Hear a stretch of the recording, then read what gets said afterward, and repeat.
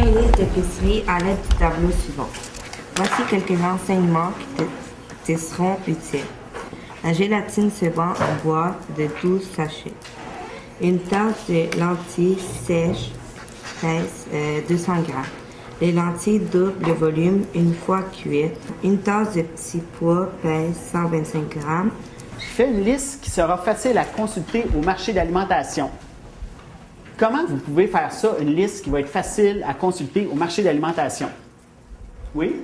Mais comme les mêmes quantités que sur les paquets. Donc, essayez avec les quantités. Donc, si on écrit qu'on a besoin de 138 sachets de gélatine, on va écrire combien de boîtes on a besoin à la place. Ça, c'est une bonne idée. Donc, l'aide-mémoire que je vous ai faite va vous aider pour ça. On doit faire 120 portions. Avant de commencer à faire notre liste d'épicerie, qu'est-ce qu'on doit faire avec nos recettes? Si c'est 120 en tout qu'on a besoin, puis une recette donne 6 portions, tu vas faire 120 divisé par 6. Une fois la recette nourrit 6 personnes, on veut nourrir 120 personnes. Ça va nous donner quoi, ça? 20. 20 quoi? Donc, on doit faire la recette 20 fois. C'est ça? Donc, c'est la première chose à faire. Vérifier combien de fois on doit faire chacune des recettes. Quand c'est fait, après ça, on multiplie chacun des ingrédients pour savoir on en a besoin de combien. On prend juste le riz comme environ 2 paquets. Si tu vas au magasin, est-ce que ça va être facile de dire j'ai besoin de 10 500 ml? Non. Qu'est-ce qu'on peut faire? Là, on peut le mettre en litres. Puis après ça, pour les acheter, les lentilles, qu'est-ce que vous allez devoir faire? Est-ce qu'on va les acheter au millilitre? On va les acheter en grammes. Donc, on doit savoir 10 500 ml, ça pèse combien? Ils disent que les lentilles, ça pèse, une tasse de lentilles, ça pèse 100 grammes. Donc, qu'est-ce que tu vas faire? Je trouve combien de tasses il y a de lentilles.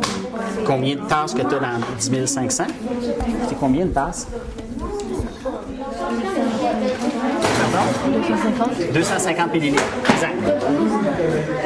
Donc, une tasse, on a 250 ml.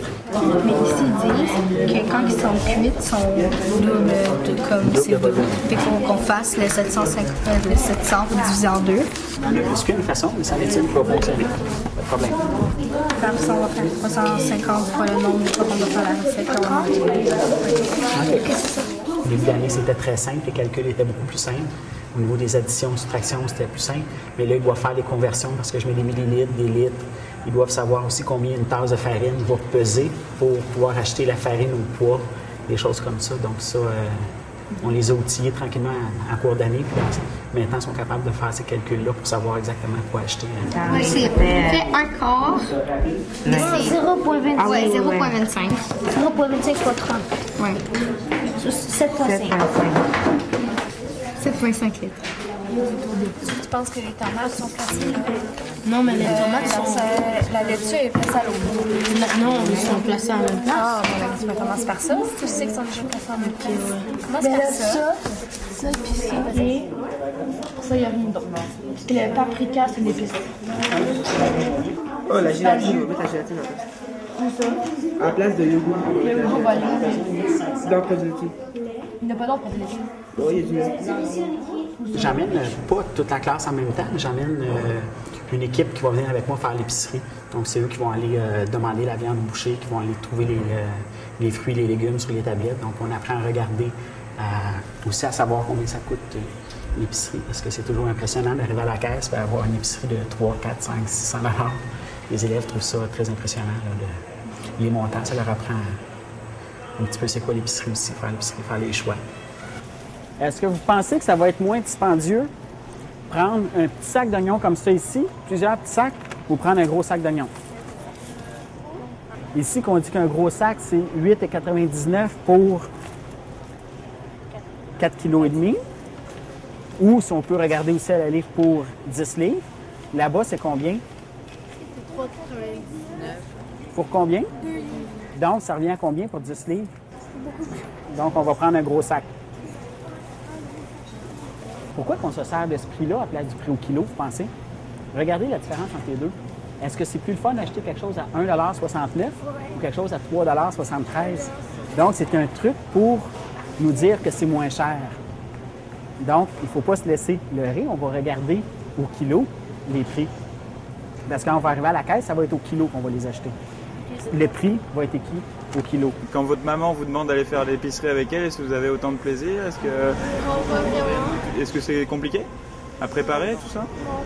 Quand le professeur explique bien, on comprend, puis en général, on comprend tout. Ici, tu peux aller chercher les pommes, ils sont de ce côté-là. Des poires, ça serait bon. Ah, des poires, ça serait bon? Tu préfères les poires?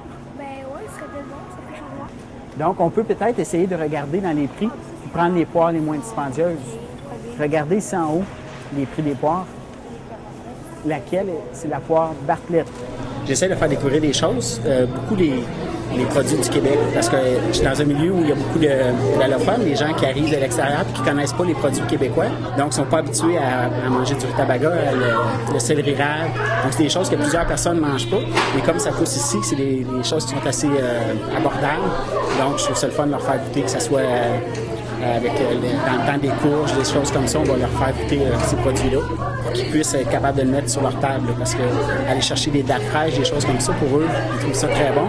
Mais c'est beaucoup plus dispendieux d'aller chercher des mets importés que des mets qui poussent ici. Et est-ce que vous avez découvert des nouveaux aliments? Ouais. Comme quoi? La gélatine de Rutabaga, ouais, je connaissais pas ça. Dans les légumes? Rutabaga, quoi d'autre?